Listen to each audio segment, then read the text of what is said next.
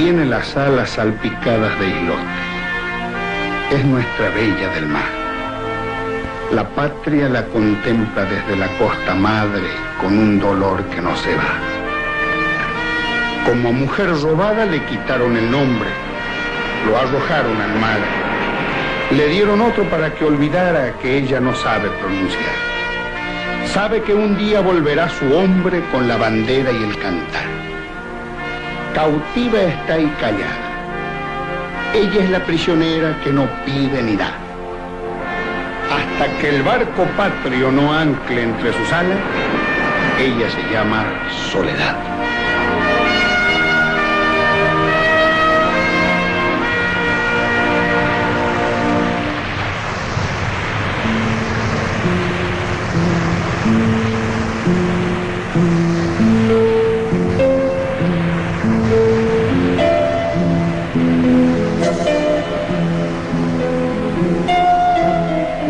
Hace más de siglo y medio, Inglaterra despojó a los argentinos de una parte de su territorio, de un patrimonio propio, como lo son cada una de las regiones y de los espacios de la patria, valiosos por sus condiciones, reservas y posición. Casi 12.000 kilómetros cuadrados fecundos en especies y bienes.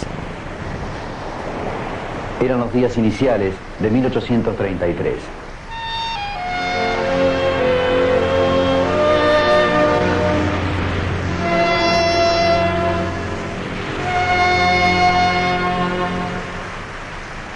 ¿Qué méritos tuvo el capitán inglés Onslow al intimar la entrega de las islas al puñado de indefensos habitantes? ¿Dónde estaban por entonces los intereses y deseos de esos pobladores genuinos?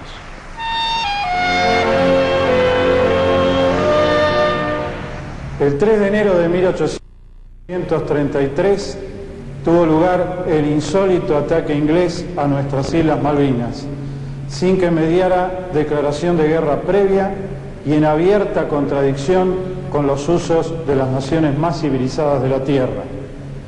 Ya un año antes, el capitán Duncan, de la Armada de los Estados Unidos, enarbolando engañosamente el pabellón francés, había llevado a cabo un vandálico atentado contra las instalaciones argentinas en las islas, con el pretexto de proteger a los barcos loberos y balleneros de bandera norteamericana que operaban en la zona en contravención de las leyes argentinas. Esta actitud alarmó a los ingleses y los decidió apoderarse por la fuerza del archipiélago para adelantarse de esa manera a una probable ocupación estadounidense. Lamentablemente, la precaria guarnición argentina en las islas carecía de los recursos necesarios para resistir la agresión y el despojo fue consumado. Los invasores desembarcaron e izaron la bandera británica en la primera casa que encontraron. Poco después, arriaron el pabellón argentino. Cabe destacar que en esa triste ocasión nadie preguntó cuáles eran los deseos o los intereses de los pacíficos pobladores de las islas que se veían profundamente afectados en sus derechos por este acontecimiento. Nuestros reclamos comenzaron no bien Inglaterra capturó las islas.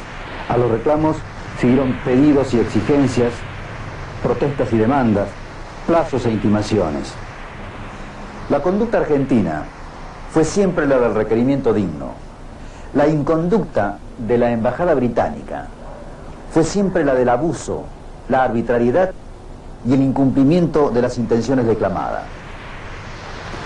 Después de la usurpación, nuestras exhortaciones adquieren mejor periodicidad durante los años de la Confederación Argentina. Y es en 1842 cuando se refutan los insolentes argumentos de Lord Aberdeen, ratificando todo el valor de nuestros derechos soberanos. En 1849, ante una presentación de nuestro ministro plenipotenciario en Londres, Manuel Moreno, en la que manifestaba que la Confederación Argentina jamás había consentido el despojo de su soberanía en las Islas Malvinas, el primer ministro inglés, Lord Palmerston, reconoció expresamente que la Argentina jamás había renunciado a sus legítimos derechos sobre el archipiélago y que existía una situación controvertida con la Gran Bretaña que lo había ocupado por la fuerza, hecho que significaba un cambio sustancial con respecto a lo sostenido por Lord Aberdeen en 1842.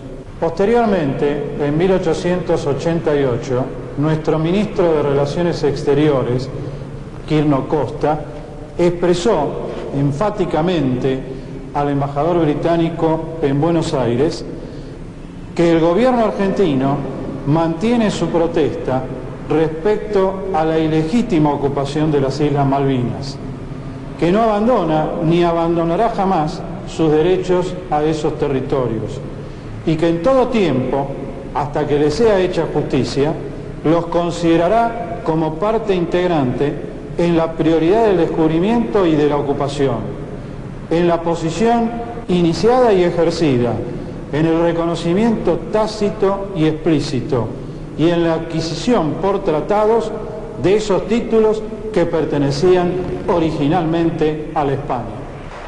Inglaterra acude a argucias, simulaciones y negativas. Concede algo para no ceder nada. Reconoce algún aspecto y calla lo sustancial.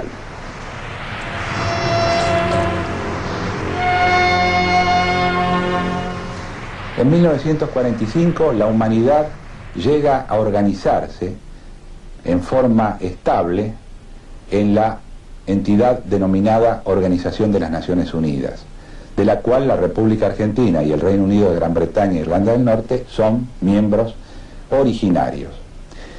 Acá el fracaso que había sufrido la antecesora, la Sociedad de las Naciones, que duró entre los años 20 y 39 y que prácticamente con la Segunda Guerra Mundial desaparece, se convierte en algo que realmente tiene una importancia muy grande y que ha sido calificado por un gran jurista, Kelsen, como una verdadera confederación mundial de estados. Y organiza un instituto muy originario llamado el fideicomiso, que reemplaza a los antiguos mandatos de la Sociedad de las Naciones. Se trata, con los fideicomisos, de que países sometidos al coloniaje puedan obtener su independencia. Como la República Argentina, como país originario, sostiene que las Malvinas son una colonia, cosa que es ignominioso en la libre tierra americana, hace expresa reserva ese mismo año de sus derechos soberanos sobre las Islas Malvinas y sus adyacentes, las Georgias y Sandwich del Sur, y que no va a admitir la intervención del Consejo de Administración Fiduciaria ni de ninguna otra entidad internacional para la administración futura de estas islas. Esto creo que debe ser destacado, es un punto importante porque demuestra la reserva expresa de los derechos argentinos soberanos sobre estos territorios. En 1948, la Argentina reitera una vez más: las Malvinas son argentinas. De lo ilegítimo no se extraen títulos legítimos. El derecho de un Estado sobre su territorio es permanente, aunque para sostenerlo no cuente con la fuerza. En 1960, la 15ª Asamblea de las Naciones Unidas condena la usurpación británica. Y en 1964, el Comité Especial llama la atención a los ingleses sobre la cuestión de la soberanía en las islas. En 1965, la República Argentina obtiene uno de sus mayores logros, cuando la Asamblea General de las Naciones Unidas aprueba la resolución número 2065, que estipula 3 principios claves. Reconocimiento de la existencia de una disputa por cuestiones de soberanía. Reconocimiento de la competencia de la ONU sobre la cuestión. Reconocimiento de que la expresión deseos de los habitantes, utilizada como ariete para apelar en nombre de la libertad de conciencia, debe sustituirse por intereses de los habitantes. Esta resolución 2065, que la vemos con los números romanos 20, XX, corresponde al 20º periodo de sesiones de la Asamblea, vale decir al año también 1965. Y constituye no solo un gran triunfo para la República Argentina, por las razones que se apuntaron anteriormente, sino un triunfo personal de dos grandes juristas, un canciller de aquel entonces, el doctor Miguel Ángel Zabal Ortiz, canciller del presidente Ilia, que logró de la Asamblea General esta resolución, y un gran jurista argentino que ocupa nada menos que la presidencia de la Corte Internacional de Justicia. Me refiero al entonces embajador y delegado permanente ante las Naciones Unidas, profesor doctor José María Arruda. En 1969, con derecho al cansancio y fastidio, el canciller argentino reclama ante la Asamblea General de las Naciones Unidas: todos los años los argentinos repetimos desde esta tribuna el objetivo prioritario de su política exterior, que es el ejercicio de su soberanía en Malvinas, basada en títulos legítimos ya aprobados por esta Asamblea. Los años de 1970 y 1971 abren la época de los convenios recíprocos que agilizan las comunicaciones entre el continente y las islas. La Argentina empeña importantes recursos humanos y económicos. Asume deberes, obligaciones y servicios. Inglaterra recibe ganancias y beneficios.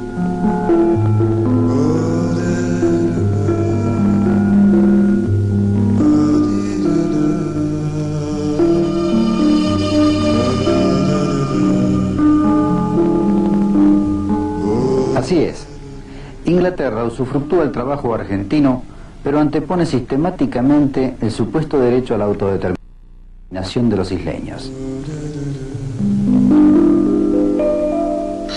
Aunque los habitantes de las Malvinas deban ser considerados jurídicamente como argentinos,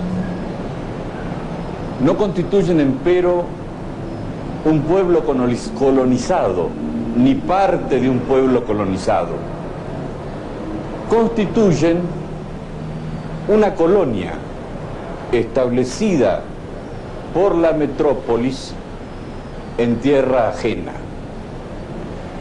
¿No le es aplicable entonces el principio de descolonización, por no tratarse tampoco de un caso de colonialismo en el sentido actual de la palabra? Es una usurpación lisa y llana de un Estado,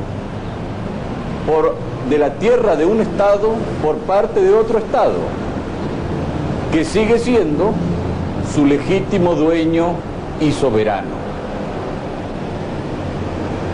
Ha de ser resuelta entonces esta cuestión con la devolución lisa y llana de la tierra usurpada al Estado víctima de la usurpación, sin mediar consulta ninguna con la población actual de las islas, bien que sus intereses deban ser respetados y van a ser respetados. Inglaterra jamás pudo impugnar uno solo de nuestros títulos y rebatir una sola de nuestras razones. Cada paso de nuestra diplomacia es enmarañada por la intriga. Los ingleses llegan hasta la provocación y se retroceden a la espera de una nueva oportunidad para avanzar. La táctica de 2 pasos adelante y 1 atrás es llevada por los británicos hasta el límite de la hipocresía.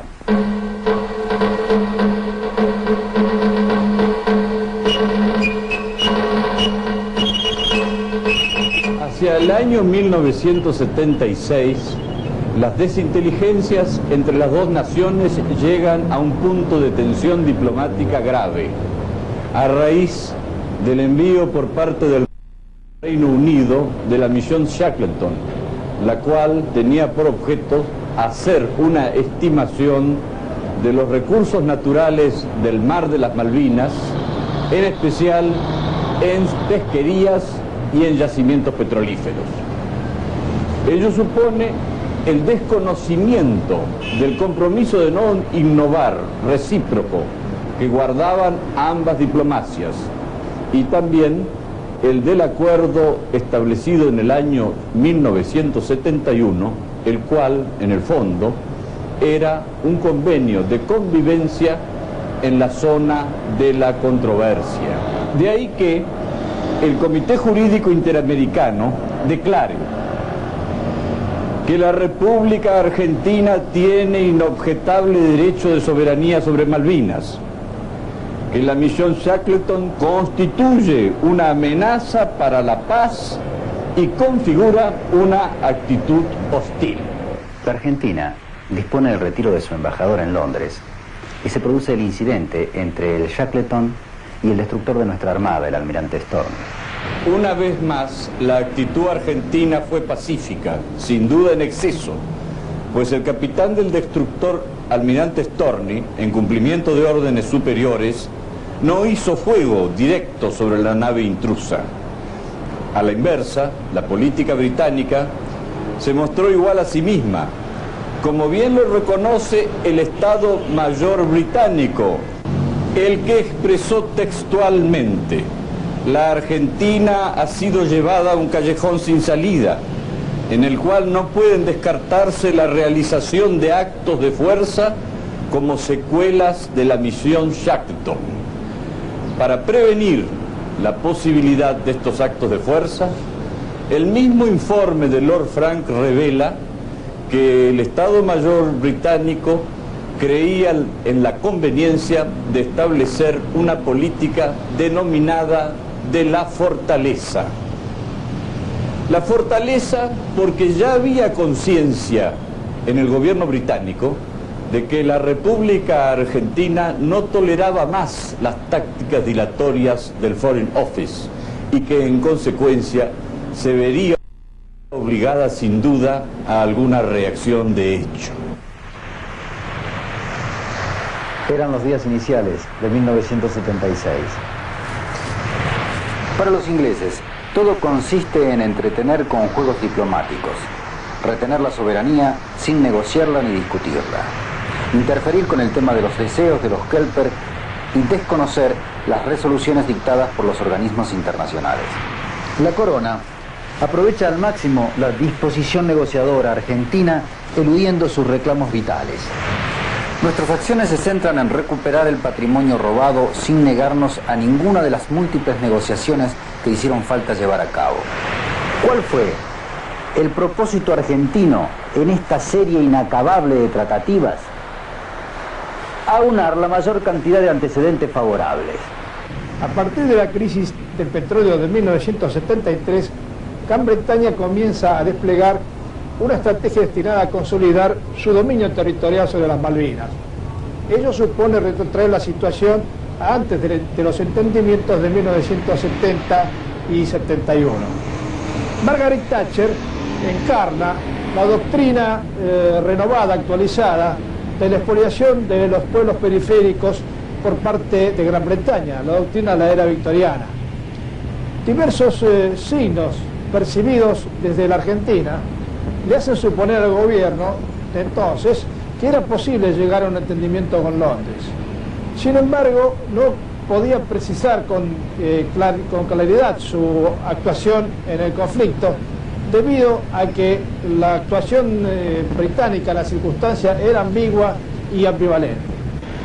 El almirante Trent, comandante de las fuerzas navales de la NATO durante el conflicto, señala en sus actuales análisis la predisposición argentina a confiar en las negociaciones diplomáticas. Dijo en una conferencia dada a la Escuela Naval Argentina en 1986, los británicos son, por otra parte, los maestros mundiales del proceso diplomático y del uso de la fuerza militar, en el clásico estilo clausewitziano, como una extensión del proceso político por otros medios, haya sido o no cruzado el umbral de la guerra.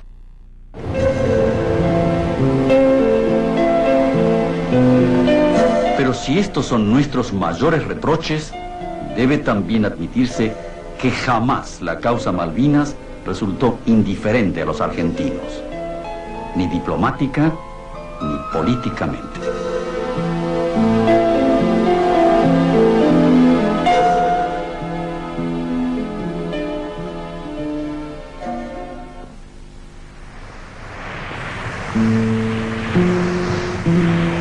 Comenzada la década del 80, el gobierno argentino comprueba el carácter inconducente de las vías diplomáticas y los aprestos bélicos ingleses derivados del informe al Estado Mayor luego de la misión Shackleton.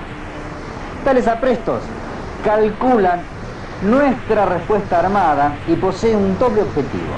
Primero, anular con la presencia militar británica en el archipiélago toda discusión argentina sobre sus derechos soberanos. Y segundo, hacerse pasar por nación agredida, justificando ante la comunidad internacional su reacción militar.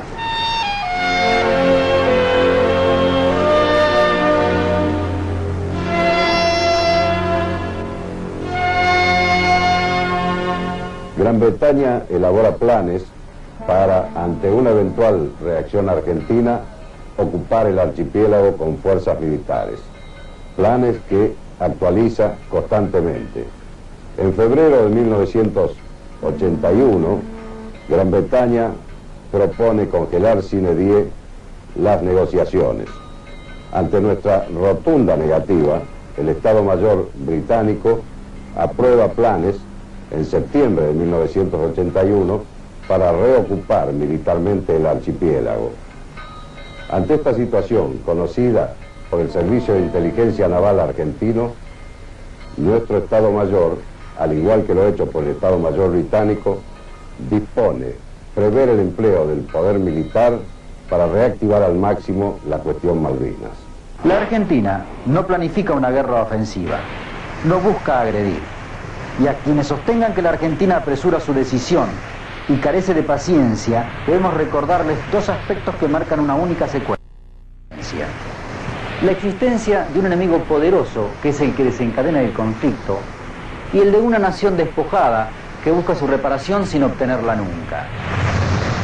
El 12 de enero de 1982, el gobierno argentino decide una enérgica acción diplomática, estrictamente diplomática, estrictamente política,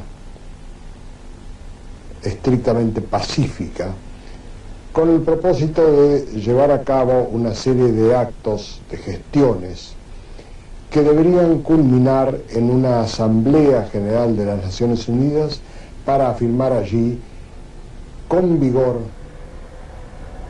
la razón argentina y exigir en esa oportunidad ante la Asamblea de las Naciones Unidas la solución pacífica, diplomática del conflicto. Era un acto estrictamente ajustado a la Carta de las Naciones Unidas. Mediante una severa presión institucional, la Argentina busca precipitar la intervención de terceros para poder negociar la transferencia del bien patrimonial usurpado. Acto que, conviene remarcarlo, hasta los mismos ingleses consideraban lógico y posible. Por entonces tiene lugar simultáneamente la otra cara de la historia, que pocos conocen y muchos se empeñan en ocultar. La provocación británica acelera su marcha, y el 20 de marzo de 1982, los ingleses fraguan un supuesto agravio argentino en las Islas Georgias para justificar la zarpada de su armada rumbo al Atlántico Sur. El desembarco de los obreros civiles del señor Davidov en las Islas Georgias es un acto estrictamente comercial, es un acto que no tiene ningún sentido ni diplomático ni político y menos, por cierto, militar. Es un acto absolutamente pacífico que tiene por objeto el cumplimiento de un contrato comercial, que había sido suscripto en Londres, que había sido reconocido por las autoridades británicas en documentos que son públicos y que ha sido reconocido desde luego como tal por la comunidad internacional. El embajador está en pleno conocimiento de ese viaje de los obreros civiles de Davidoff a las Islas Georgias. El gobernador de las Islas Malvinas también está en pleno conocimiento. Ni Gran Bretaña, ni sus gobernadores, ni su embajador objeta esa actividad civil, privada, de un hombre de negocios que quiere deshacer una vieja fábrica en desuso para aprovechar sus materiales. El 20 de marzo, el embajador británico en Buenos Aires falsea los hechos y en una presentación formal acusa al gobierno argentino de enviar a las Islas Georgias personal, militar y civil en cantidad apreciable para izar el pabellón nacional y cambiar las señales inglesas. Y de modo insolente agrega en su nota que Londres considera como muy serio el incidente y de no producirse el retiro inmediato de los argentinos, se tomarán acciones para su ejemplar desalojo. Los planes británicos comienzan a ejecutarse. El 21 de marzo zarpa desde Malvinas el buque de guerra Endurance con infantes de marina ingleses a bordo y el propósito de desalojar por la fuerza a los argentinos. Y esa misma noche, el gobernador de Malvinas proclama por radio a la población Kelper el comienzo de las hostilidades, dando cuenta además de las instrucciones dadas al comando de infantes de marina embarcados en el Endurance. Ante el ultimátum británico, el gobierno argentino dispone que el buque polar Bahía Paraíso, que participaba de la campaña antártica de verano, sea enviado a Puerto Ley, para evitar así el desalojo por la fuerza de los obreros argentinos. Pocos conocen que el 25 de marzo es Inglaterra la que da comienzo efectivo a la guerra del Atlántico Sur. Desde Montevideo zarpa rumbo a Malvinas el buque John Bisco con una dotación completa de infantes de marina llegados allí por vía aérea desde Inglaterra. Desde Punta Arenas, Chile, zarpa también el buque logístico de la Royal Navy HMS Bransfield y desde Gibraltar, territorio usurpado a España, zarpan 2 submarinos de la clase Hunter Killer de propulsión nuclear, acompañados por varias unidades de superficie. Quede claro, pues, que la nación agresora, Gran Bretaña, da comienzo a sus desplazamientos bélicos el 25 de marzo, antes de que la flota argentina soltara amarras. La Argentina no está ni en tiempo ni en fuerza para actuar, pero debe hacerlo. Su interés nacional lo impone. En su ultimátum, Gran Bretaña afirma que el caso Georgias únicamente solo podrá solucionarse si los trabajadores argentinos cambian sus acreditaciones por pasaportes y los presentan a consideración de las autoridades en Malvinas. Aceptar esa exigencia significaba reconocer que los trabajadores argentinos estaban pisando suelo inglés. Elocuente signo de soberbia y avasallamiento. Una nueva humillación para los argentinos. Un obligarnos a una expresa aceptación de la soberanía británica en el Atlántico Sur, en un área reconocida como en disputa hasta por los mismos agresores. Rápidamente el Parlamento británico convierte el caso Georgias en la cuestión Malvinas. El 26 de marzo, formalizada la agresión británica con su ultimátum y la zarpada de unidades navales, la respuesta de la Junta Militar Argentina toma en cuenta las respectivas distancias a Georgias. Casi 13.000 kilómetros desde Gran Bretaña hace necesario ocupar Malvinas para hacerse fuertes en Georgias. Para la Argentina median 2.880 kilómetros y una base británica en Malvinas entre el continente y las Georgias. La posesión norteamericana de la isla Ascensión es un obstáculo que impide su utilización por parte de Gran Bretaña, a menos que los estadounidenses decidan violar tratados como el TIAR, de asistencia recíproca americana, frente a una agresión extracontinental. Entonces la Argentina impide a los británicos el uso de su base en Malvinas, decidiendo su ocupación militar para desde allí defender su posición en la crisis producida en las Islas Georgias. La actitud inglesa demuestra gran habilidad. Por un lado, intima a los argentinos por la fuerza. Por otro, presenta ante la comunidad internacional la imagen de una inexistente agresión argentina.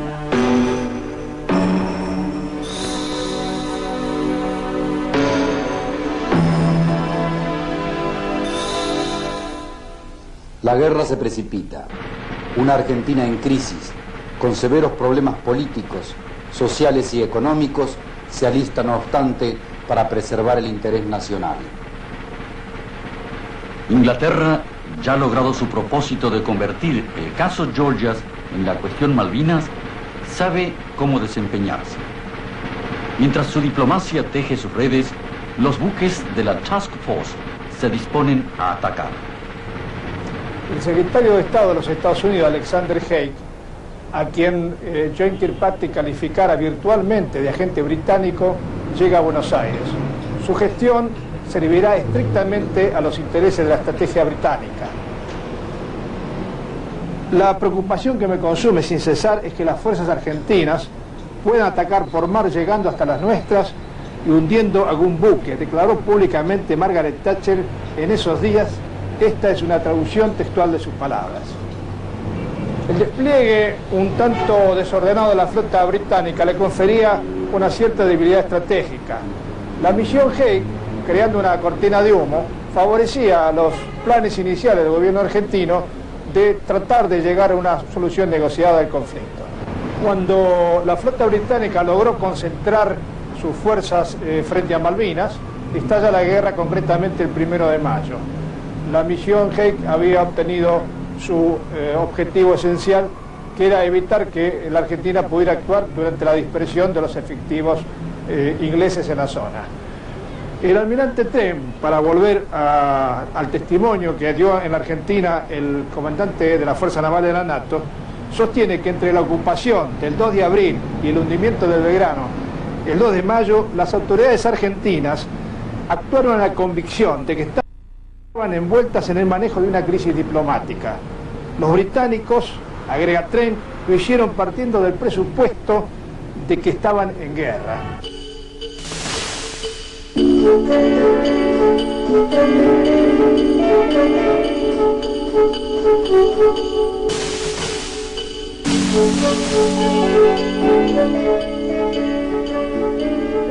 En tanto, la diplomacia inglesa no busca soluciones en el ámbito de las Naciones Unidas, solo pretextos.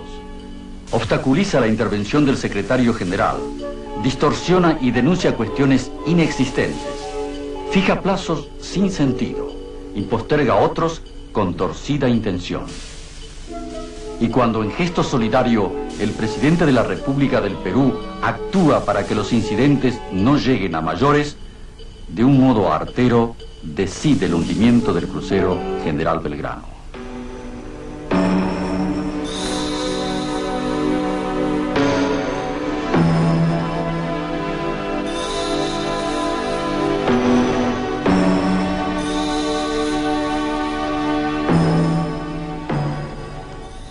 La guerra es un hecho. Conviene repetir estas verdades. La verdad de una Argentina agredida e invadida, pero presentada como agresora, víctima y no victimaria de una profanación territorial. La verdad de siglo y medio de negociaciones inútiles para desembocar en un acorralamiento inaudito. La verdad del derecho a legítima defensa.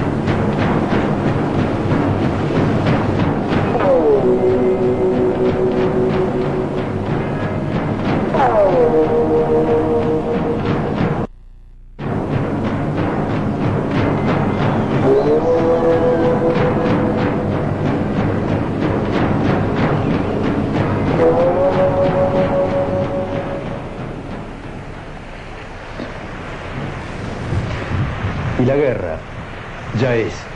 Habla el almirante Busser. Soy el comandante de la Fuerza de Desembarco, integrada por los efectivos de la Infantería de Marina y del Ejército Argentino embarcados en este buque, de algunas fracciones a bordo del destructor Santísima Trinidad y del rompehielos Almirante Guízar, y de los buzos tácticos embarcados en el submarino Santa Fe. Nuestra misión es la de desembarcar en las Islas Malvinas y desalojar a las fuerzas militares y a las autoridades británicas que se encuentran en ellas. Eso es lo que vamos a hacer. Serán duros con el enemigo, pero corteses, respetuosos y amables con la población de nuestro territorio a los que debemos proteger. No dudo que el coraje, el honor y la capacitación de todos ustedes nos darán la victoria. Mañana mostraremos al mundo una fuerza argentina, valerosa en la guerra y generosa en la victoria. Que Dios los proteja. Ahora dirán conmigo, ¡viva la patria!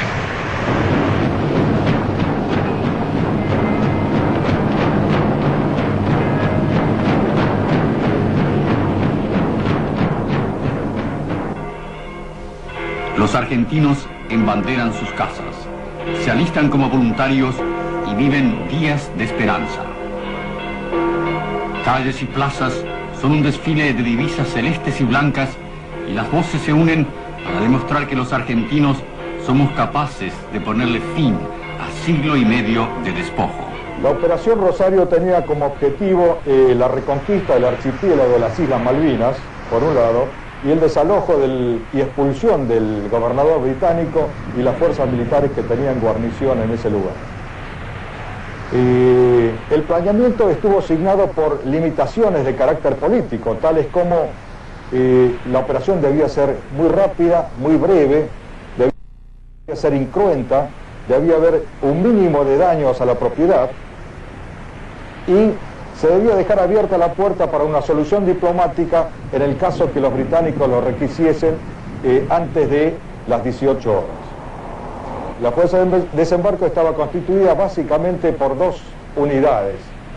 El batallón de infantería número 2, que desembarcó por el norte de la península, montado sobre vehículos anfibios a oruga, y tuvieron como objetivo la captura del aeropuerto y Puerto Argentino, en aquel entonces llamado Puerto Stanley.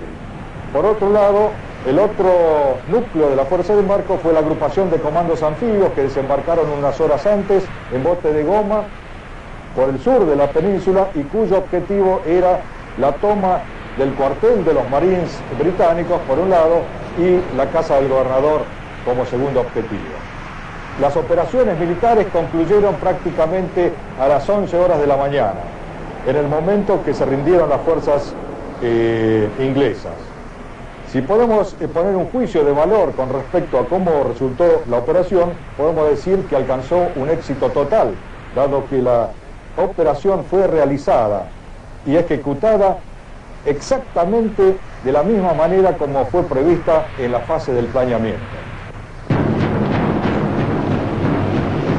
Los argentinos ven que la patria se sostiene y levanta en el campo de batalla, donde se gana o se pierde, donde tremola la honra o se abaten los ánimos, donde no está permitida la deserción ni la huida. Efectuada la recuperación y en espera de la llegada de la fuerza británica que se sabía iba a venir hacia la zona, todos los buques se encontraron en el mar patrullando, adiestrando a su personal y preparándose para el combate y diseñando nuevos medios de ataque para los buques, para los aviones de la aviación naval y para los aviones de la Fuerza Aérea Argentina. El 3 de abril, el Consejo de Seguridad de las Naciones Unidas emite la resolución 502. Ella exige la cesación inmediata de las hostilidades, la retirada de todas las fuerzas de Malvinas y exhorta a ambos gobiernos a encontrar una solución diplomática respetando los principios y la Carta de las Naciones Unidas. Gran Bretaña no cumple con la primera exigencia y continúa con el desplazamiento de la Task Force al tiempo de declarar una zona de exclusión marítima en derredor de Malvinas. Por nuestra parte, la Argentina detiene las operaciones militares, pero ante la violación británica de la Resolución 502, dispone el no cumplimiento de la exigencia de retirar sus tropas de Malvinas hasta tanto los ingleses no detengan el avance de la Task Force. Con el objeto de dificultar las acciones militares británicas para dar tiempo a las negociaciones diplomáticas, la Argentina refuerza sus defensas en las islas. Luego de llegada la fuerza británica a la zona de Malvinas, se concibió un plan de acción que contemplaba el ataque de dos fuerzas, una al norte, con el portaaviones 25 de Mayo, 3 destructores y 3 corbetas, y otra al sur, con el crucero Belgrano y 2 destructores, a los efectos de dar 2 amenazas desde 2 lugares distintos. Ambos grupos llegaron a contacto con el enemigo. Pero la providencia estuvo en nuestra contra, pues una inusual calma total impidió el decolaje de los aviones del portaaviones. Luego de esta operación, se ordenó al portaaviones tomar puertos para desembarcar sus aviones a los efectos que atacasen desde tierra. Esta decisión después fue mostrada como correcta por los hechos que tuvieron lugar en la guerra. Las repetidas propuestas del mediador Haig defienden la posición británica y el inaceptable condicionamiento de someter toda la cuestión a la voluntad soberana de los habitantes del archipiélago. La última, denominada de las 3 banderas, lo reitera en su punto 8. La mentada autodeterminación de los Kelper no es sino una compulsiva decisión de... La legitimidad de nuestros títulos soberanos no depende de la voluntad de un grupo de súbditos extranjeros. La independencia del primero al último de los espacios de la patria no se decide por la acumulación de los deseos privados de un grupo de empleados de la Falkland Island Company. Sobre los días finales del mes de abril, las simulaciones del supuesto mediador general Alexander Haig quedan en descubierto. What company, Haig? I can't speak for Mrs. Thatcher. Many times I don't speak very well to her. But I know they don't care about the sovereignty of the island. No se preocupa de ellos por la soberanía. They are prepared to relinquish. Están dispuestos a... But we must permit her to do it. Pero tenemos que permitir a ellos gracefully and on honorable terms. De hacerlo con gracia y en términos honorables. But I assure you, lo que será la solución, we will drive it to a solution. pero lo vamos a empujar a la solución.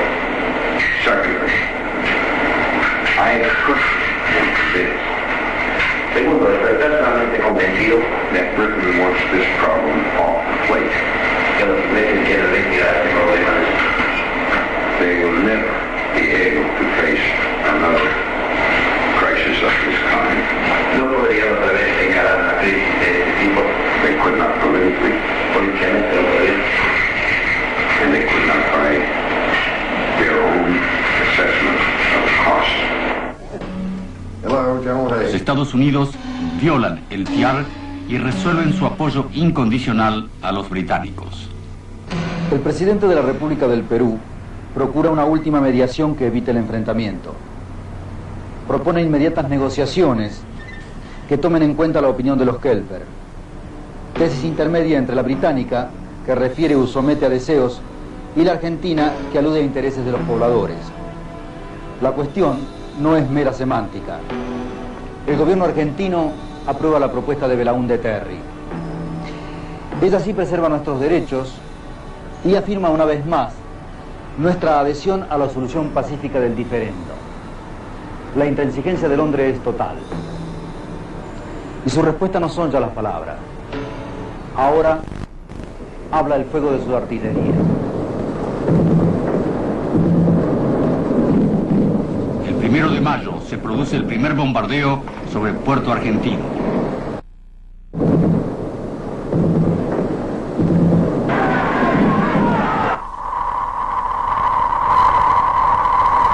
Y 2 días más tarde, El hundimiento del crucero General Belgrano.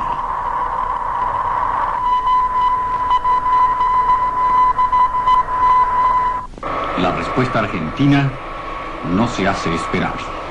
El 4 de mayo de 1982, el Comando de la Aviación Naval ordenó un ataque a las unidades de superficie británicas que estaban cerca de Malvinas. El perfil de vuelo nuestro era volar lo más bajo posible, lo más rápido posible, penetrar rápidamente las defensas británicas, acercarnos al lugar de lanzamiento, efectuarlo y salir de la misma manera. El superestandarte tiene un sistema de navegación y ataque muy moderno que al piloto le permite conocer específicamente y en todo momento la situación donde está ubicado y permite, además, por medio del radar, ubicar la posición del blanco. Esas dos posiciones, el hecho de saber dónde está uno ubicado y la posición del blanco con la utilización del radar, permite introducir en el sistema de armas los datos para el lanzamiento del misil. El capitán Bedacarrás confirmó conmigo que había dos blancos en nuestras pantallas y ordenó el ataque sobre el más grande de los dos.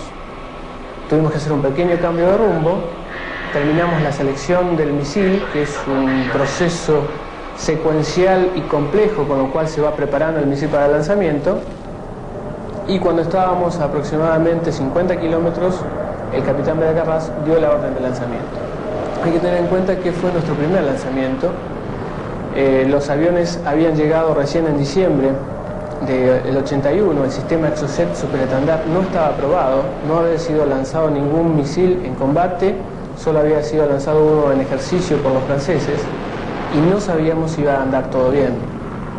Los franceses no nos habían dado todos los datos para poder lanzarlos, había sido gracias a la preparación de nuestros técnicos que pensábamos que podía funcionar, por lo cual fue un gran orgullo para nosotros ver en ese momento salir nuestros dos misiles, descender parejos los dos, estabilizarse a la altura de vuelo y perderse delante nuestros en las nubes hacia el blanco.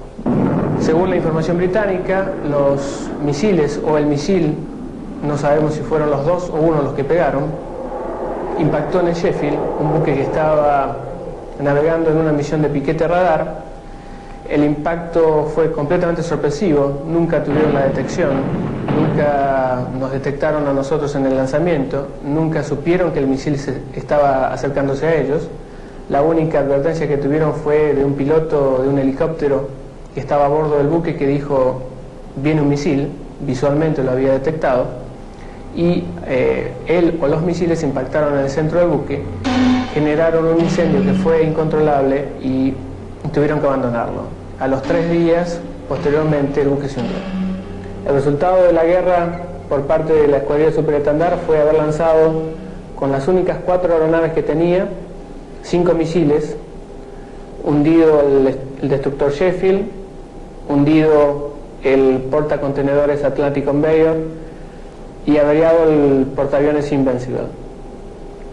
Por nuestro lado, no perdimos ninguna de las 4 aeronaves y no perdimos ningún piloto. Las guerras nunca son deseables, pero su valor y justicia no dependen de contingencias institucionales. La justicia de una guerra depende de sus causas, móviles, finalidad, orígenes y razones profundas. Por ser el nexo principal de unión entre el continente y las fuerzas destacadas en Malvinas, la base aérea militar se constituyó en el objetivo primordial de las fuerzas británicas a partir desde el primer día de beligerancia. Una de las bombas que arrojaron los Vulcan hizo impacto en la mitad de la pista, de la única pista con que contábamos para operar. Esto nos produjo una reducción de la capacidad a la mitad del ancho de la pista, es decir, que los aviones debían operar solamente en 15 metros de ancho. Habiendo recibido casi 200 bombas y cañoneo naval permanente casi todas las noches, solamente hemos tenido, de los 1.100 hombres que estábamos en la base, hemos tenido solamente 5 muertos y 18 heridos. Sin una patria soberana, no se es dueño de nada. Lo reprobable no es haber peleado. Lo reprobable hubiese sido combatir sin decoro. Lo reprobable no es la desproporción de contingentes. Lo reprobable hubiese sido amedrentarse frente a la superioridad del agresor. El Grupo de Artillería Transportado 4 llegó a Puerto Argentino el día 23 de abril en 3 escalones por modo aéreo. En un principio, mi unidad estaba destinada para que fuera a apoyar los efectivos de infantería que estaban en la Gran Malvina. Este transporte a la Gran Malvina debía concretarse el 1 de mayo a las 7 de la mañana, embarcando en el río Carcarañá, en el puerto de Puerto Argentino. Pero como todos ustedes conocen, el día 1 de mayo a las 4:40 horas se inició el bombardeo por parte de los ingleses sobre el aeropuerto de Puerto Argentino. El combate de Puerto Argentino empezó el 1 de mayo con el bombardeo por parte de la Fuerza Aérea Inglesa y se prolongó con el cañoneo naval en forma, podríamos decir, cotidiana, ya que todos los días, en diferentes horarios, se concretaba 1, 2 y hasta 3 veces por día cañoneos por parte de las fuerzas inglesas. Se peleó en Malvinas, con proezas individuales y acciones sostenidas en común, con altibajos, tonos grises y puntos débiles, con unción y frenesí.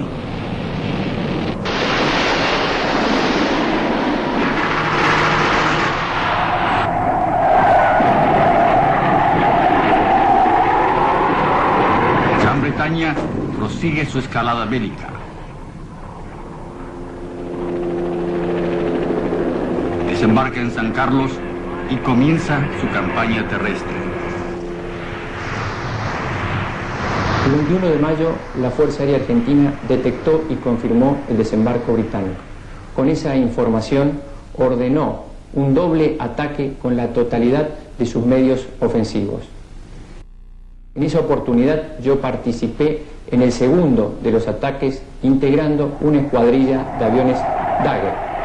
Cuando nos encontrábamos a 3 minutos del canal San Carlos, fuimos interceptados por 6 a 8 aviones Harrier, entablando un breve combate.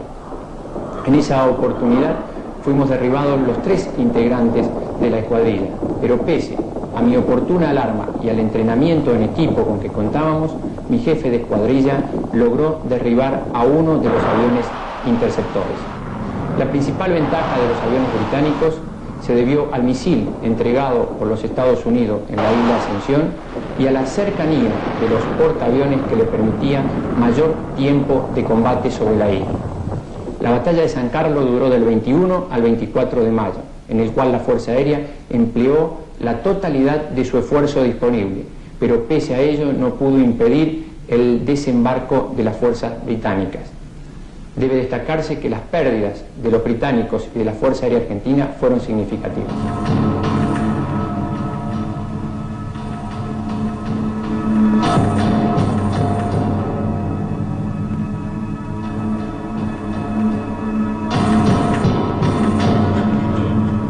Al comando del guardacosta 83 Río Iguazú, juntamente con la tripulación, tuvimos la experiencia de un enfrentamiento bélico con aviones Sea Harrier. Durante el hecho bélico tuvimos la baja de uno de los artilleros y 3 tripulantes heridos de gravedad. Indudablemente los ataques de los Sea Harrier hacían imposible prácticamente una defensa abierta debido a la gran diferencia de armamento que posee el Sea Harrier con respecto al guardacosta. Uno de los hechos relevantes de estos ataques que hemos tenido fue que uno de los maquinistas que estaba de guardia en sala de máquina, cuando me va a informar de que el buque estaba haciendo agua en sala de máquinas y no daban abasto las bombas de achique, encuentra a sus compañeros, a uno muerto y a los restantes heridos, y ante el ataque, un nuevo ataque de un Sea Harrier, se apodera de la ametralladora, cosa que nunca la había maniobrado, y dispara hacia ese Sea Harrier que volvía a atacar. A raíz de esto puede derribar el avión que nos acechaba permanentemente y ese hecho... Se peleó en Malvinas y la batalla dejó sus cicatrices. En la guerra, las cicatrices son las únicas condecoraciones inapelables. Cicatrices y muertes de cuantos ya no están con nosotros. A nosotros se nos asignó un helicóptero. Era el único medio que teníamos. Mientras tanto, Gran Bretaña ocupaba posiciones, relevaba sus efectivos cada 8 horas y evidentemente las acciones nuestras se vieron bastante dificultadas. Hostigar fuerzas con esas características no fue fácil, tanto para las compañías comandos y el escuadrón de gendarmería. Esa notable diferencia, no obstante, no impidió que gendarmería, junto con las tropas comando que llevaban más tiempo ya en acciones, ejecutaran en lo que a nosotros respecta 9 acciones de combate con enfrentamiento bélico, que hayamos tenido 7 bajas y 3 heridos y 4 contusos, de un conjunto de 40 hombres que permanecimos en Malvinas durante 17 días. Cumplimos además otras misiones, como era la detección de comandos infiltrados dentro de la propia población de Puerto Argentino, o la integración de una reserva para combatir junto con el Regimiento 25 de Infantería en aquel día que se pensaba, que todos imaginábamos que iba a llegar, que era el del combate clásico, que no llegó, entre otras razones, porque ya prácticamente estaban ocupadas por la artillería de campaña. En Malvinas, Argentina enfrentó a tropas altamente profesionales con un gran apoyo bélico. Nosotros pusimos esencialmente una alta y elevada convicción, además de tropas profesionales. La convicción de que participábamos por la reivindicación de una causa nacional sin tiempo.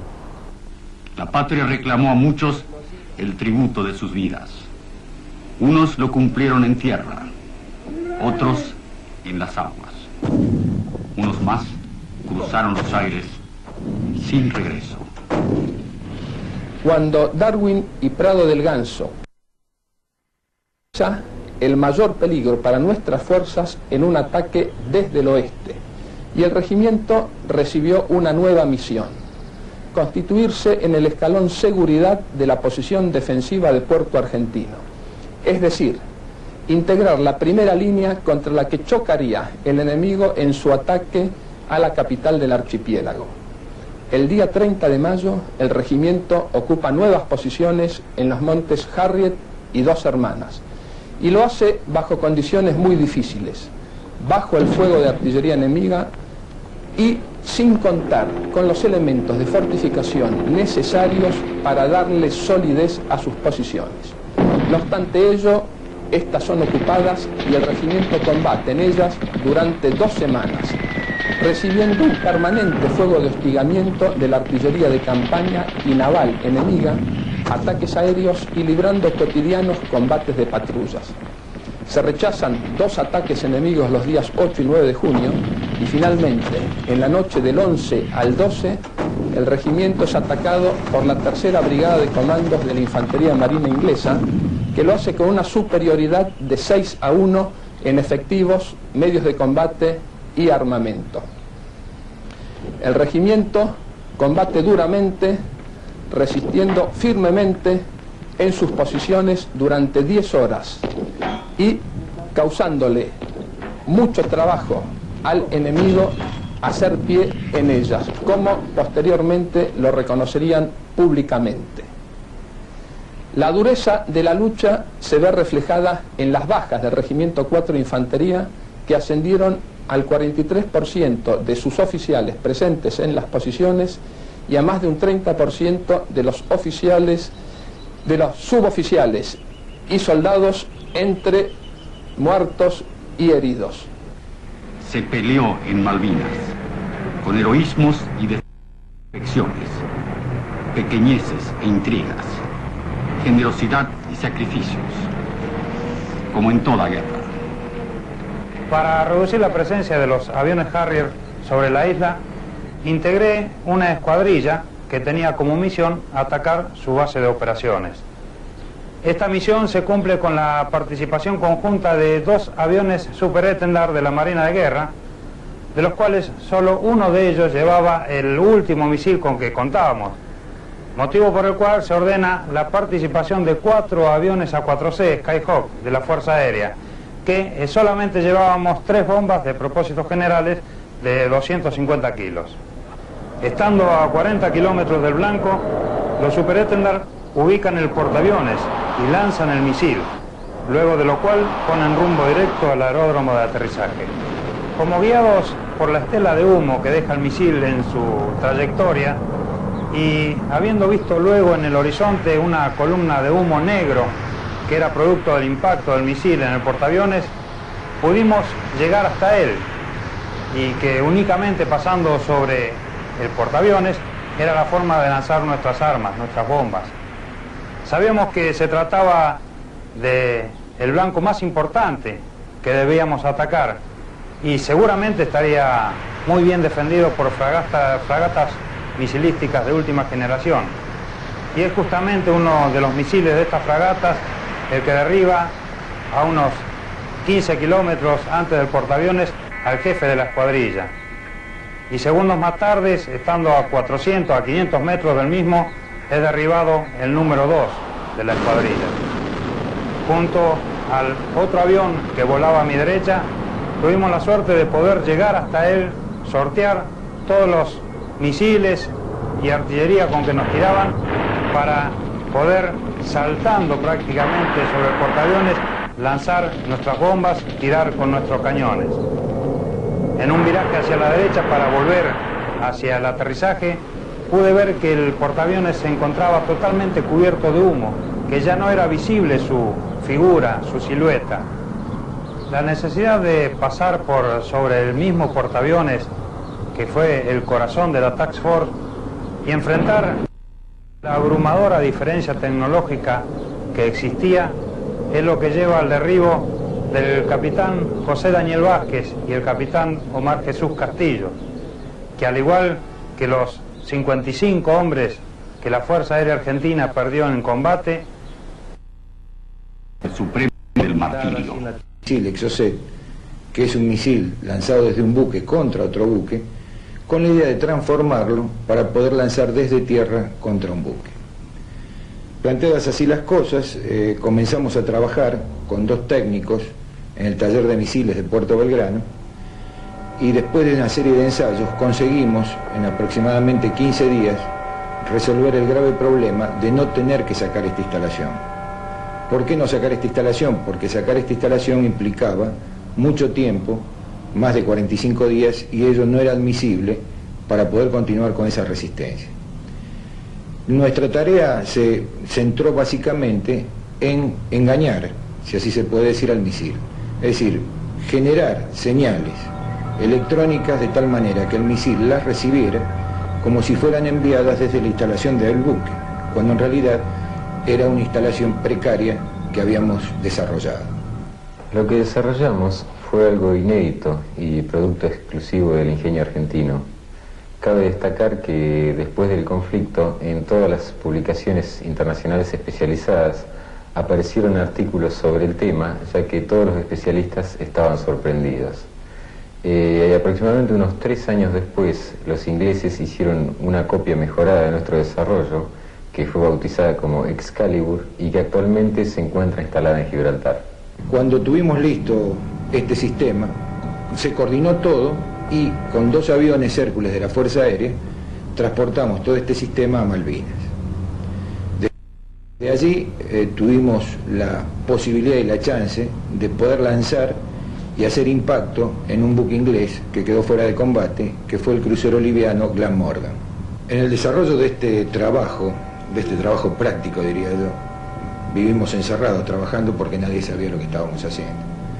Gracias a todo ese esfuerzo, en el lapso de 15 días, resolvimos la totalidad de los problemas.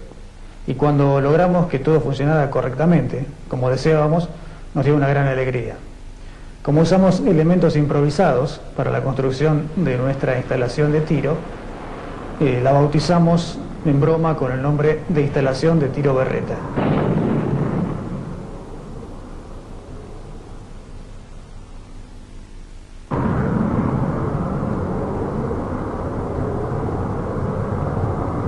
Se peleó en Malvinas y en guerra justa, porque las guerras valen, se gane o se pierda, si se libran movidas por la conquista y defensa de lo que corresponde defender. Y la guerra del Atlántico Sur fue una guerra justa, un acto de legítima defensa por la que ningún foro internacional condenó a la Argentina como nación agresora. Ya teníamos los ingleses a la vista, ya habían emplazado su artillería de campaña, su artillería de defensa aérea, y nosotros teníamos que introducir los comandos prácticamente a la vista de los ingleses. Los ingleses contaban con el intenso fuego de artillería, intenso fuego de defensa aérea, de ese material tan importante que ellos transportaban, y no nos olvidemos también de toda la superioridad aérea constante y permanente que hubo en el Teatro Malvinas. Se peleó en Malvinas, con luces y sombras, con denuedo y con júbilo, con temor y temblor, con agallas, sin alardes. Otra jornada de gloria para la Fuerza Aérea Argentina fue la del 8 de junio.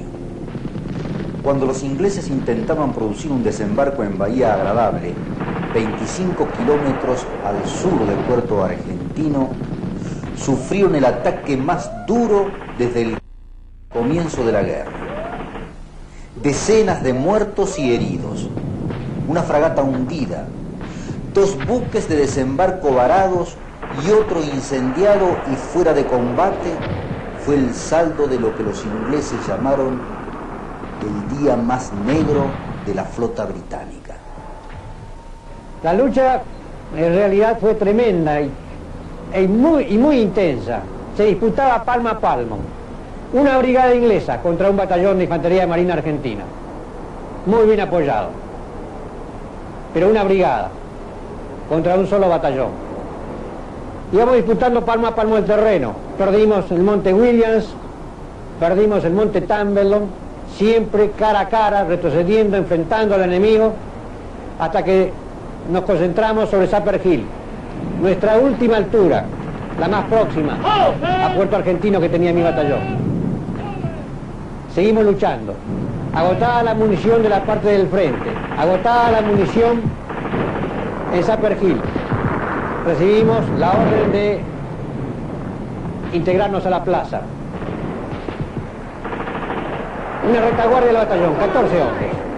La última retaguardia del batallón, mientras el batallón se volvió a concentrar, rompió el contacto con el enemigo y entraba desfilando a Puerto Argentino. Nos parábamos creyendo que casi había terminado la cosa, y 14 hombres deben enfrentarse a 6/8 helicópteros enemigos que bajan. Un combate muy intenso, tremendamente intenso para pocos contra muchos, pero de vuelta, exitoso, orgullosos. Agotamos la última que nos quedaba de munición. Tuvimos bajas, pero muchas más fueron las de nuestro enemigo. Toda contienda tiene su cuota de horror y de espanto, su cuota de humillación y de traiciones. Pero solo la grandeza educa a las naciones.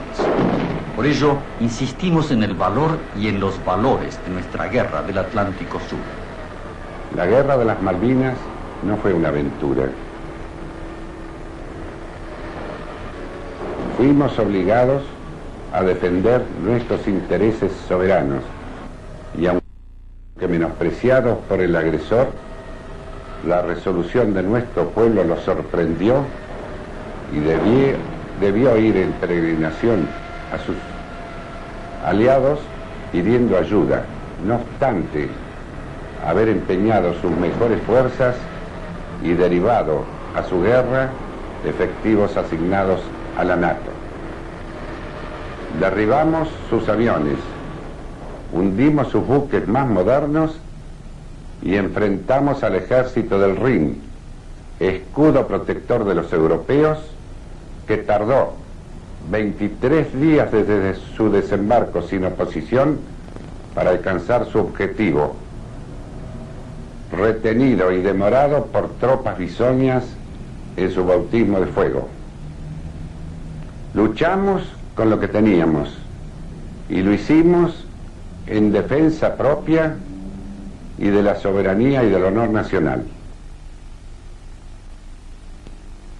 No cedimos a la tentación de aceptar ayuda de países ajenos a nuestras convicciones y formas de vida. Supimos del sabor amargo de la derrota, pero la gesta de nuestras Malvinas debe insertarse en el espíritu nacional como lo que realmente fue: la heroica decisión de un país que no cedió ni cederá jamás ante quienes, con la sola razón de la fuerza, pretendan avasallarnos. Hoy, las tumbas de Malvinas son mojones que nos marcan el camino. Hoy preferimos destacar la conducta hidalga, la sencillez sin simulaciones ni poses de los reales combatientes. Dolor por un hijo muerto en Malvinas. La muerte de un hijo es para toda mujer la respuesta más tremenda de dolor, el dolor humano, el dolor más profundo, el dolor más puro, el dolor más perfecto, el dolor más callado. Este dolor solo es asimilado, solo es asumido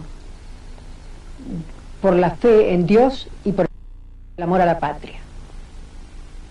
Morir por la patria. ¿Cuál es el significado de estas palabras? Ellos murieron por la patria. Los que están allí, sepultados en las frías aguas del Atlántico Sur, elevando noche a noche sus cantos marineros. Los que están allí, sepultados en la fría turba. Los que murieron con la imagen de su bandera flotando en las Malvinas, impresa en sus retinas. Ellos murieron por la patria.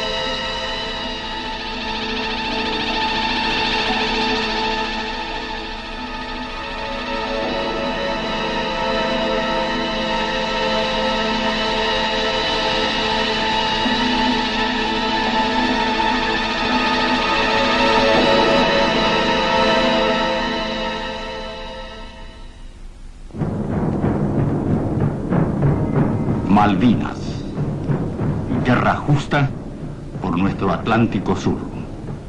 Así hemos de recordarla siempre.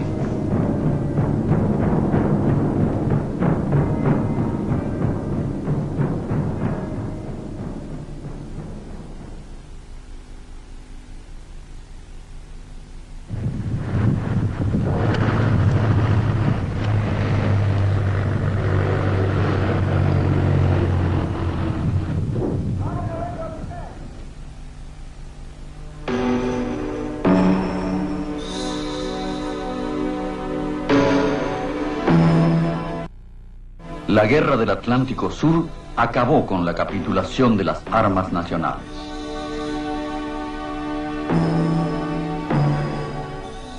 Luego de varios años continuamos buscando razones y causas que diluciden el fracaso.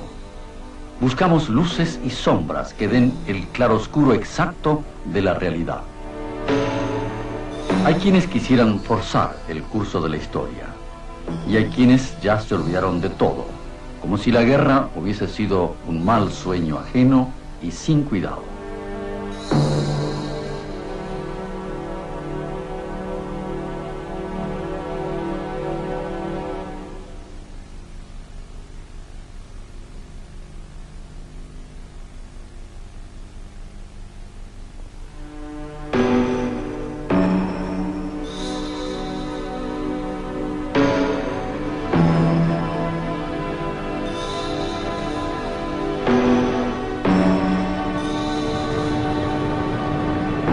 En 1986, el Consejo Supremo de las Fuerzas Armadas enjuicia a los comandantes y 9 oficiales superiores protagonistas de la Guerra de las Malvinas. Previo al fallo, 3 prestigiosos excomandantes de la Armada, el Ejército y la Fuerza Aérea apelan al tribunal mediante un documento público cuyo texto expresa lo siguiente. Comandantes y oficiales de las Fuerzas Armadas Argentinas son procesados por su intervención en la Guerra de Malvinas y corren el riesgo de ser condenados sin haber cometido delito alguno. Si fueran condenados, lo serían por defender la dignidad y la soberanía de la nación. La guerra no se hizo por casualidad, imprevisión o para proteger posiciones políticas internas. La guerra se hizo por la dignidad de la nación y para afirmar y defender sus derechos soberanos y la integridad de su territorio. Suscriben este documento el brigadier Arens, el general Elvio Anaya y el almirante Isaac Rojas. Pese a ello, el Consejo Supremo condena y sentencia a los comandantes y a los oficiales en la Guerra de las Malvinas.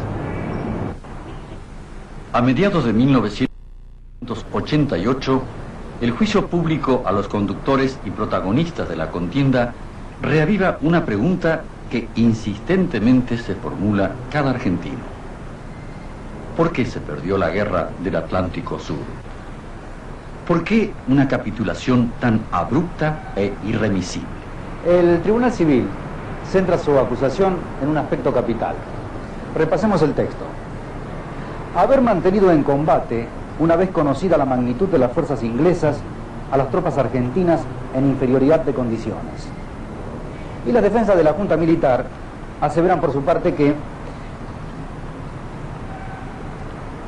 la decisión de ocupar Malvinas respondió a la necesidad de reacción frente a una añeja, pertinaz y últimamente intolerable ofensa a la soberanía argentina, que culminó en 1982 con una agresión que no solo justificaba, sino que imponía la oportuna defensa de la nación. Pero llegó el día de la audiencia acusatoria y el fiscal, ese fiscal, manifestó. La Fiscalía, de todos modos, acepta expresamente que la conquista de Malvinas fue un acto de legítima defensa. Eso aquí no se discute. Ni en ningún foro internacional se condenó a Argentina como agresora, menos la Fiscalía estaría dispuesta a decir esto. Por el contrario, la Fiscalía coincide con la defensa en que fue un acto de legítima defensa. Y la Cámara Nacional, en lo criminal y correccional de Federal, en los fundamentos de su fallo del 31 de octubre de 1988, se refirió a la confrontación con el Reino Unido llamándola gesta de Malvinas y manifestó: asiste razón a las defensas cuando sostienen lo mezquino que puede resultar vincular la decisión de participar en un combate evaluando previamente la entidad del contrincante. Cuando se defienden principios, la magnitud a la que debe atenderse es la de aquellos y no la de las dificultades que habrán de padecerse en la empresa. Obvio resulta que la valoración de estas circunstancias vinculadas a los principios en juego conforma una decisión de neto corte institucional que impide juzgar su oportunidad o cuestionar su mérito o conveniencia. Lo que debemos recordar en estricta justicia es que la Guerra de Malvinas fue librada por Argentina contra las 2 primeras potencias militares de Occidente. Gran Bretaña, con el decisivo apoyo de los Estados Unidos, que puso a disposición del agresor toda su estructura logística, la cesión de la isla Ascensión, combustible, armas infraestructuras complementarias sin limitaciones, así como la indispensable información estratégica operativa de 5 satélites militares que orbitaban el área de conflicto.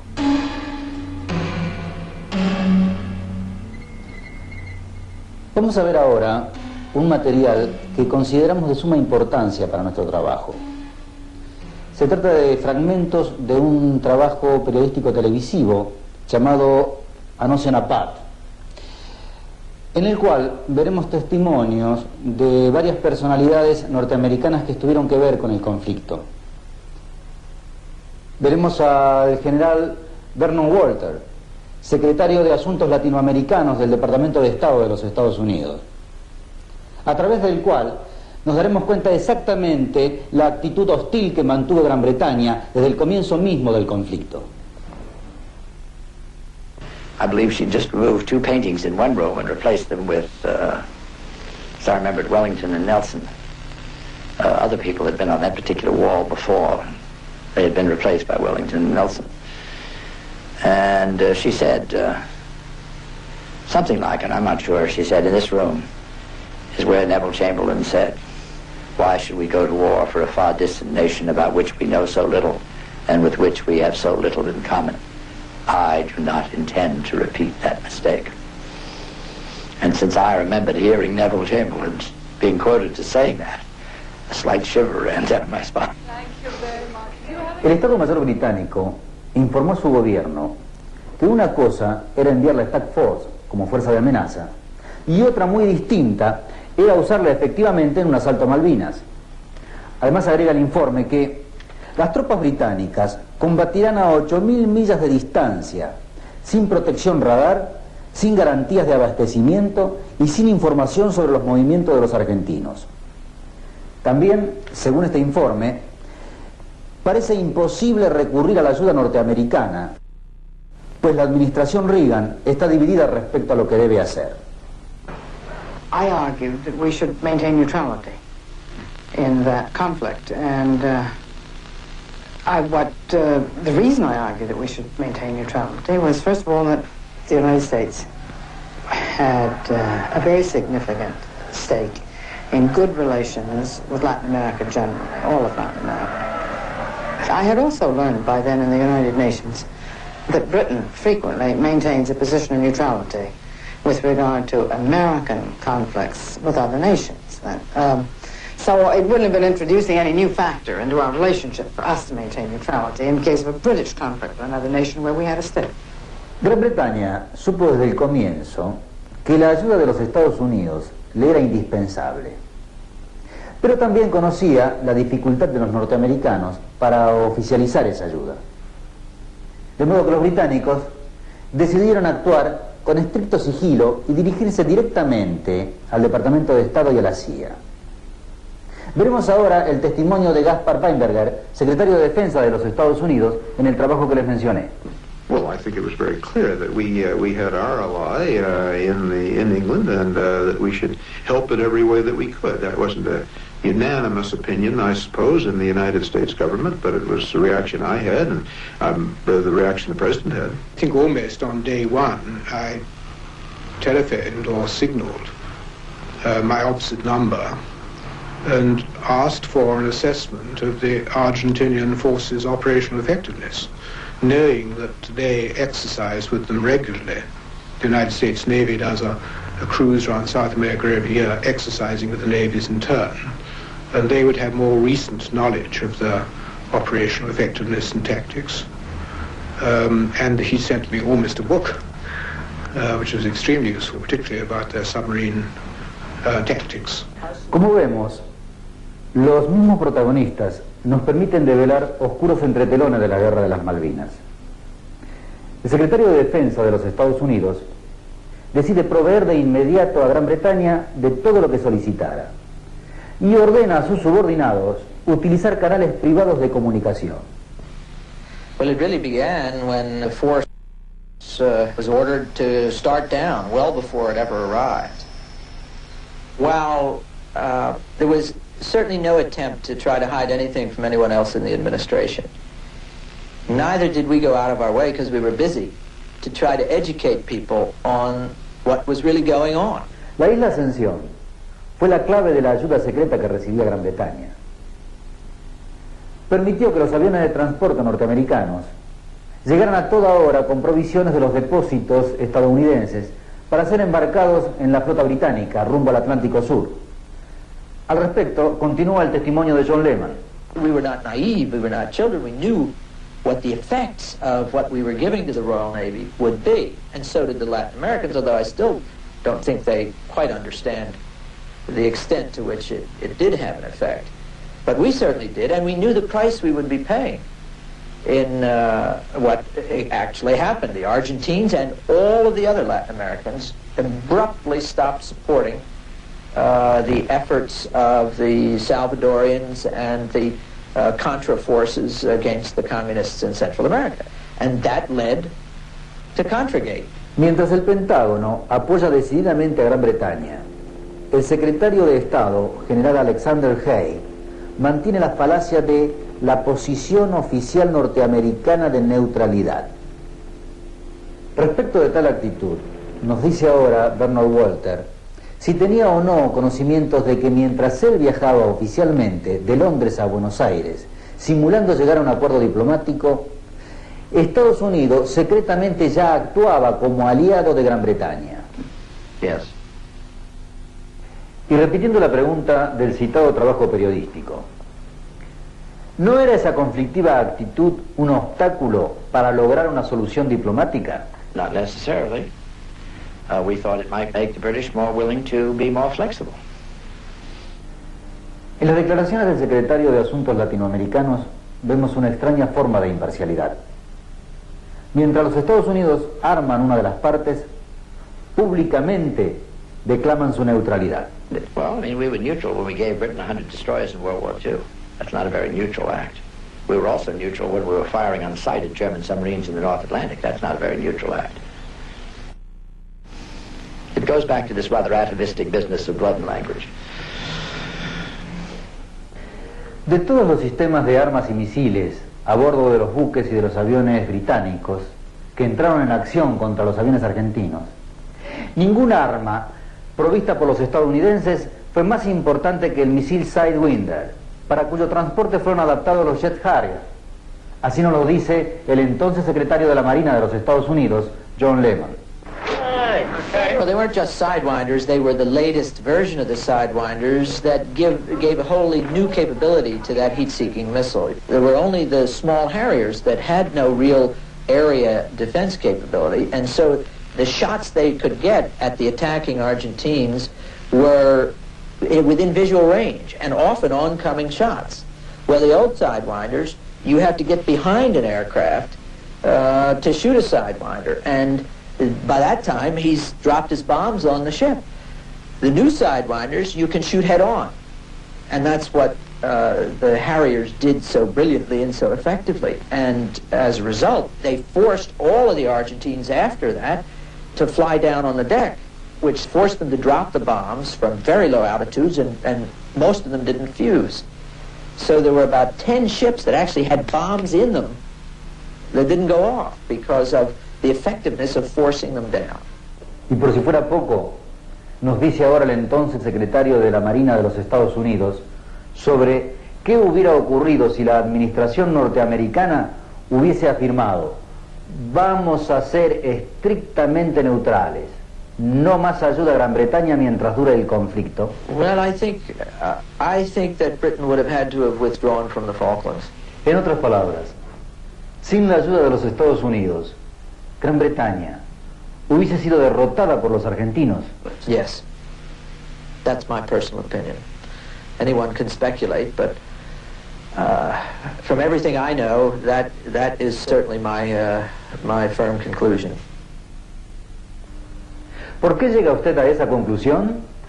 Because Britain had let so much of her modernization and infrastructure decline during the 60s and 70s, that she did not have what it took to defend herself in a prolonged engagement, even against a rather primitive, though highly trained and highly motivated force like the Argentines. They were not up against the Russians.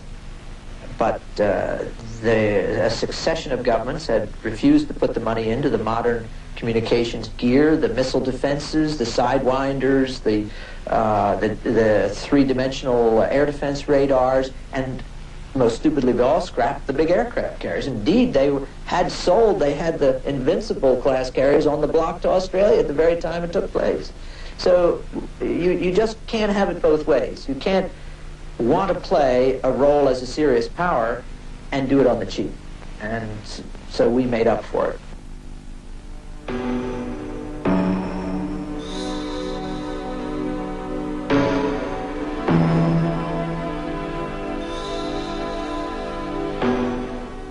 Ambas potencias de la NATO superaron la resistencia argentina con graves dificultades.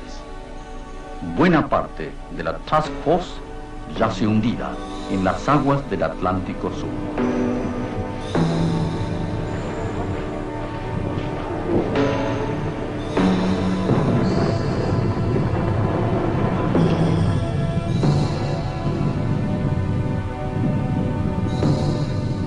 Y se perdió la guerra.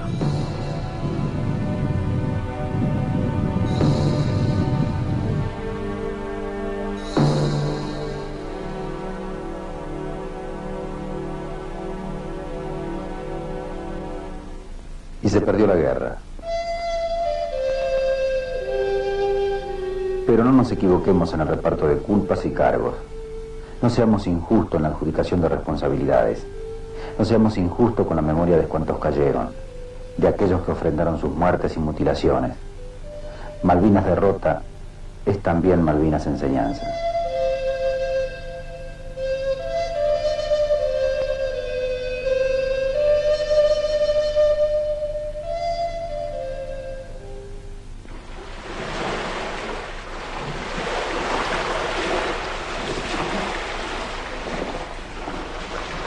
La realidad de la capitulación ha llegado a los argentinos para quedarse. Y hoy es eso, una realidad insoslayable.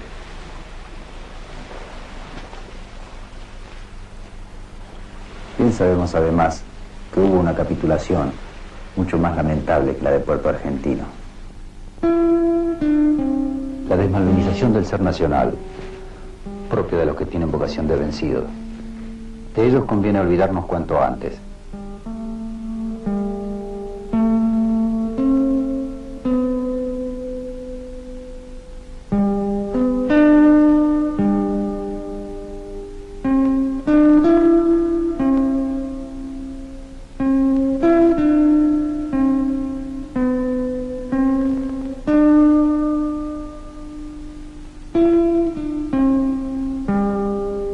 La primera tierra por reconquistar es la del alma. Y la primera cabecera de playa firme y decidida será la virtud de la esperanza. Solo así, el fervor que acompañó la gesta del 2 de abril será el espacio donde izar nuestro estandarte si pretendemos un día izarlo en otro espacio.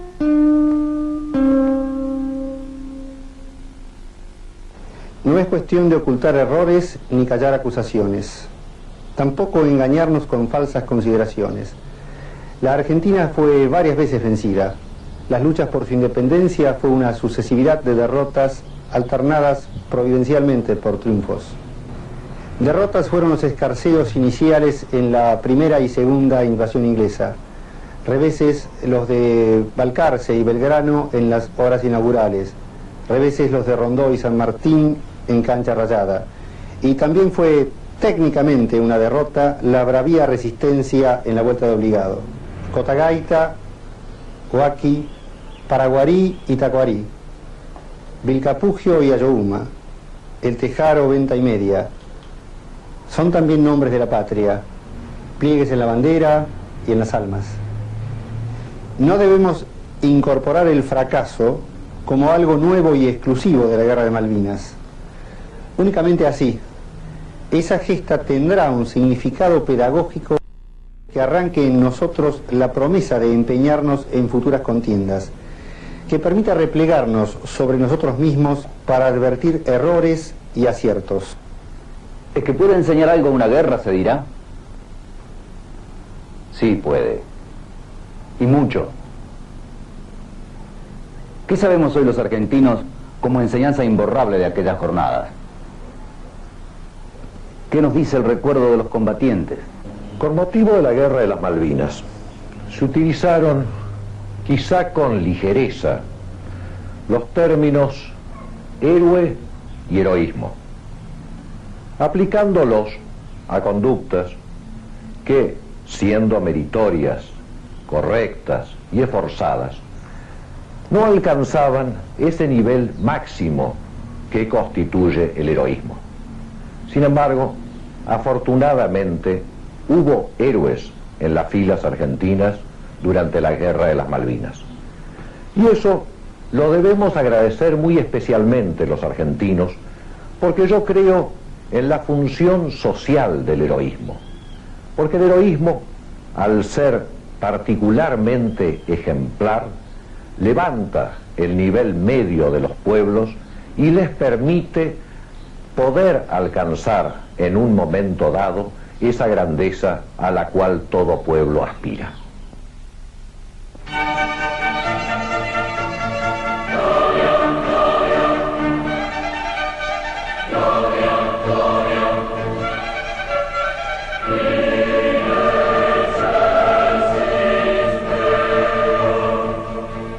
Los pueblos, dijo su santidad Juan Pablo II, tienen el derecho y el deber de proteger con medios adecuados su existencia y libertad contra el injusto agresor. Y en ese combate, ante los ojos de Dios, no hay héroes anónimos ni muertes inútiles.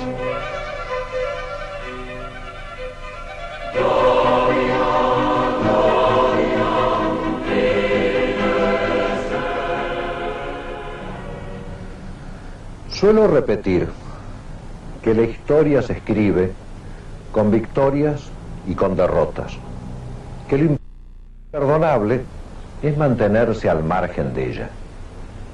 Y la Guerra de las Malvinas, sin duda, sirvió para instalar otra vez a la Argentina en el curso de la historia. También nos volvió a demostrar que el pueblo argentino es capaz de unirse todavía detrás de una gran empresa compartida. En tercer término, diría que sirvió para avivar, para poner de manifiesto el sentimiento religioso de la población que se unió en sus rezos para obtener la victoria u obtener al menos una paz con decoro. Y por último, más allá del resultado de la guerra, es evidente que el tema Malvinas volvió a instalarse bajo la atención internacional con una importancia que no había tenido antes desde el mismo momento en que nuestros soldados pusieron pie en las playas del archipiélago.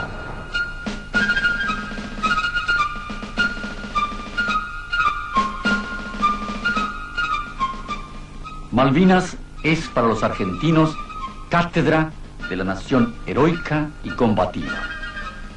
Y el 2 de abril de 1982, una fecha normativa e indicadora. Un hito de gloria. Un mojón de resiedumbre en el camino de tantas claudicaciones nacionales. Finalmente, la victoria vendrá. La patria grande de los argentinos la espera. ¿Cómo será la victoria? No necesariamente armada, pero una cuestión es cierta. La victoria pasará por la reivindicación de la gesta de abril y la continuación de su espíritu. El 2 de abril es ya para la memoria de los argentinos la fiesta de la dignidad nacional.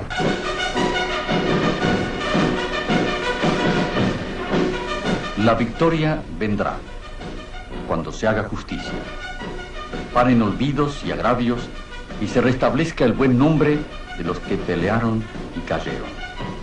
Cuando se conjugue con orgullo el verbo malvinizar.